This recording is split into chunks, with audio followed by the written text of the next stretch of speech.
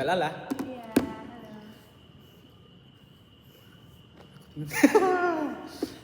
Mbak Lala, aku mau tanya nih perihal soal pameran Soan ya. Iya, Pameran Soan tuh latar belakangnya tuh kayak gimana sih Mbak? latar belakang Sowan itu pas pertama kali Mhm. itu inisiasinya dari Pak Samuel Indratma. Jadi Oke. aku dulu pernah kerja sama Pak Samuel Indratma di Tabon. Nah, terus Oh. setelah itu ada ngobrol-ngobrol sama Pak Sam sama Mas Wahyu juga. Mhm. Terus awalnya tuh pamerannya bukan Sowan ini pertamanya. Oh, ada pergantian. Ada project lain, Hmm. terus ternyata project lain itu nggak jadi dan akhirnya ada pameran Sowan ini. Nah, tadinya kita ngobrol-ngobrol, awalnya itu baru aku, Mas Wahyu, sama Pak Sam. Nah itu terus senimannya itu baru Gesito, Arsyad sama Aryo. Terus kita ngobrol, terus akhirnya aku ajak teman-teman klub makan siang. Itu Adin, terus Anya, Diva, pokoknya teman-teman klub makan siang perwakilan. Terus kita ngobrol bareng. Terus akhirnya pas ngobrol bareng setelah itu Pak Sam inisiasi, oh gimana kalau kita bikin pameran yang beda dari yang lain tapi dalam praktek kerjanya. Nah, yang beda itu praktek kerja kita sangat kolaboratif. Jadi prosesnya itu kita dua arah gitu, bukan cuma satu dari pengelola atau dari satu pihak dari seniman. Jadi dua-duanya tuh saling ngobrol, diskusi satu sama lain dan ngambil jalan tengahnya gitu. Nah, terus udah kan idenya kayak gitu. Terus akhirnya lebih seru lagi kalau ada mentornya di dalam praktek kolaboratif ini. Terus akhirnya dijembatani oleh Pak Sam ke Pak Heridono. Terus kita datang ke studio Kalahan, terus ngobrol sama Pak Heridono menyambut dengan hangat. Terus kita akhirnya di sini selama seminggu atau lebih 2 hari gitu. Itu kita ada proses presentasi karya setiap seniman, presentasi karya, presentasi gagasan di setiap seniman. Itu uniknya juga setiap seniman tuh dari berbagai disiplin seni. Jadi ada musik, ada animasi, ada seni rupa.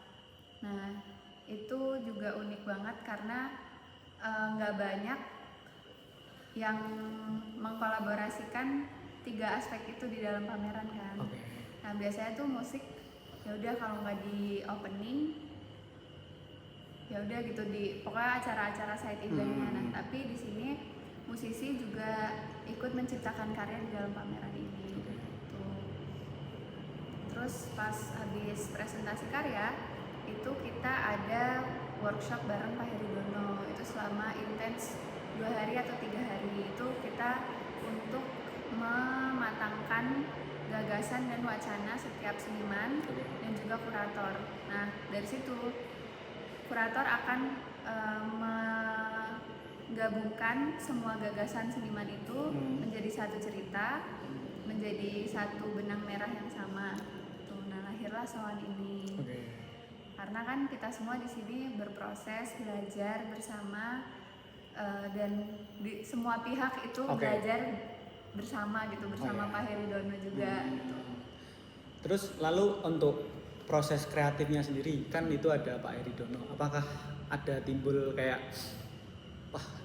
maestro nih ada kayak pekewo atau apa ya?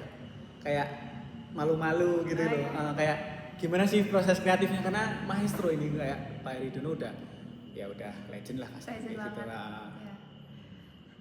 Ini seru banget karena Kan kesempatan besar juga toh, karena benar. dapat dari Pak Sam tadi project juga. Nah, kebetulan mentornya juga nggak main-main gitu loh. Itu seru banget karena Pak Heri itu sangat rendah hati banget. Jadi kita nggak merasa terintimidasi sama beliau. Jadi kayak ya udah gitu. Bahkan beliau sendiri bilang, saya di sini juga belajar sama kalian gitu. Sangat humble banget kan dia, sesosok Heri Dono tuh bilang kayak gitu ke kita gitu. Padahal ya kita yang banyak belajar dari Pak Heri gitu. Nah itu yang membuat kita santai dan kita juga bisa apa ya, memberikan gagasan yang sepenuhnya dari kita. Dan Pak Heri juga nggak membatasi kita untuk kreatif dan idealis gitu. Jadi apa yang udah kita punya itu dia tajemin lagi, bukan dia tuh kayak yang membentuk kita seakan-akan harus jadi sesuatu apa gitu, tapi dia tuh menajamkan gagasan kita gitu. Jadi kita punya apa, dia tajemin lagi gitu. Jadi diarahin untuk menjadi diri sendiri juga gitu. Seru. Dan juga dia kayak sumbangsi buat ini tempat ini atau gimana? Atau Mbak Lala ngasih apa? Bikin proposal untuk di sini atau Pak Erino yang sumbangsi? Itu? Tempat ini kayak fasilitas. Jadi. Nah fasilitas tempat sendiri itu kebetulan Tabon dan Pasam. Jadi yang memfasilitasi tempat ini tuh dari Tabon dan Pasam sama Lindratman. Nah terus lokasi ini tuh apa pemilikannya bukan Pak Heri saja? Pak Heri. Cuman kan kayak penyewaan dan lain-lain sebagainya. Atas nama Pak Pasam gitu. Kayak izinnya tuh dari kan kata aku tadi kan yang nge-bridge kan si Pak Sam kan, yang menjembatani yang menjembatani tempat ini juga Pak Sam. Dan pokoknya urusan venue dan urusan kita produksi di sini itu yang bantuin tuh Pak Sam, yang mendukung itu Pak Sam dan Tabon. Makanya klub makan siang sama Tabon kan ini. Gitu. Terus ya sih gitu. Sama ya baik banget sih, di welcome banget kita sama semua yang di Kalahan. Lalu untuk kan ini disediakan 2 tempat ya Mbak ya, 2 ruangan. Untuk karyanya sendiri tuh berapa banyak Mbak? Karyanya itu ada, jadi setiap termasuk instalasi dan animasi itu per satu karya. Setiap seniman, jadi seni rupa ada 5, ada Dera, ada Indira, ada Aryo, Gesito, sama Arsyad. Nah setiap seniman ini punya masing-masing 1 karya, berarti ada 5. Terus ada ada Rimbun Project itu bikin animasi 1 yang ada di bawah, sama 1 lagi Keroncong Gendis juga bikin 1 lagu, jadi ada total 7. Tapi dia 2 deng, 1-nya itu musik ilustrasi, 1-nya dia single, jadi ada 8 karya. Untuk karyanya tersendiri ada yang kayak dari tim Mbak Lala, ada yang wah ini oke banget nih, ada yang bermakna banget di pameran Sowan ini enggak apa, dan apa itu maknanya apa? Maksudnya gimana? Yang maksudnya kalau salah satu yang paling bermakna yang kayak nge-branding buat Sowan ini apa ya? Paling berkarakter banget di Sowan ini. Setiap seniman tuh punya karakternya masing-masing ya udah pasti. Cuman punya Mbak Indira nih menurut aku paling unik. Karena dia itu aktivasi 1 kelas sekolah luar biasa. Terus juga ngisi, jadi kayak di instalasi ini juga kita bisa terlibat di dalamnya gitu. Jadi 1 pameran ini bukan cuma seniman, tapi bukan cuma seniman yang terlibat, tapi pengunjung juga terlibat di dalam sini gitu. Kan setiap hari ada workshop kan di instalasi ini tuh bisa dimasukin workshop yang kita semua bisa merasakan berada di dalam sekolah luar biasa gitu. Jadi itu tuh memberi kesan inklusif, memberi kesan bahwa ya disabilitas itu setara kok sama yang pada umumnya juga. Mensetarakan itu. Dan dia juga memberikan nge-share, membagikan kesan kita juga, membagikan kesan dia waktu di sekolah luar biasa kepada kita gitu. Itu seru banget. Jadi kayak audiens tuh bisa mendapat pengalaman-pengalaman baru dari datang di pameran ini Mbak ya. Benar. Lalu untuk audiens dan segmen target untuk pameran ini tuh orangnya tuh siapa Mbak? Maksudnya dari kalangan apa? Ataukah dari pelajar atau pekerja gitu-gitu? Atau lebih umum aja nih, aku buat pameran sowan ini kayak ya untuk mendedikasikan untuk ideal masyarakat yang bagaimana, atau dari Mbak Lala sendiri ada idealisme tersendiri begitu? Enggak, kita karena Tabun sendiri juga punya tujuan untuk bikin pameran tuh yang kalau bisa jangan eksklusif gitu. Oke. Jadi kita nggak ada satu eksklusivitas tertentu. Berbagai kalangan masyarakat. Iya, jadi berbagai macam kalangan masyarakat itu bisa datang. Terus bahkan karya instalasi ini bisa dipakai juga sama pengunjungnya gitu. Jadi nggak ada satu segmen tertentu. Siapapun bisa hadir di sini dan ya kita harap bisa diterima semua kalangan. Lalu untuk ini Mbak, kayak dari Mbak Lala sendiri terkait di pribadi Mbak Lala itu tuh ada kayak mensikapi sesuatukah di pameran ini, kayak aku bikin karya ini ya untuk untuk diriku lebih ke apa, atau Pribadi. ya lebih personal kayak gitu. Tadi kan dari eksternal nih, nah kalau internalnya? Kalau internalnya karena aku tuh pengelola di sini dan penanggung jawab juga. Jadi sebenarnya yang aku pikirin lebih ke teman-teman yang lain sih. Aku belum terlalu kepikiran untuk aku sendiri tuh kayak gimana, karena yang aku fokusin tuh teman-teman gitu, gimana cara biar kita kerja bareng, kita kerja di sini nyaman semua, berjalan semua gitu. Kalau untuk aku pribadi, aku ngelihat teman-teman tuh bisa experiencing pengalaman ini sama-sama, terus sama Pak Herinya juga gitu. Itu tuh aku seneng banget dan aku bangga banget sama semua teman-teman karena udah ngejalanin ini semua gitu. Mungkin yang aku dapet sih rasa bangga karena ngelihat teman-teman semua itu ngejalanin ini sampai sekarang dan sampai akhir nanti pas akhir penutupan gitu. Mungkin apa lagi? Itu sih yang aku dapat. Oke. Lalu untuk rencana selanjutnya Mbak, setelah membuat pameran ini apa? Untuk dari saya tadi kan ada sempat disinggung ya, Mbak Lala punya The Lunch Club. klub makan siang. Iya, klub makan siang itu apa itu? Kayak dari sesuai namanya yang kita nyari makan siang, atau kita apakah itu program dari pemerintah ya? Bukan. Bukan ya? Bukan. Oke. Jadi untuk klub makan siangnya ya, depannya. Nah, klub makan siang ini sebenarnya juga ada kesinambungan dengan proyek ini. Proyek ini kan basicnya kolaboratif. Dan klub makan siang pun punya visi misi yang sama gitu. Jadi klub makan siang itu adalah space, ruang, wadah untuk segala disiplin seni itu bisa berkolaborasi dan bersatu. Jadi klub makan siang tuh harapannya bisa memberi ruang untuk semua disiplin seni itu jadi satu gitu, nggak ada sekatan.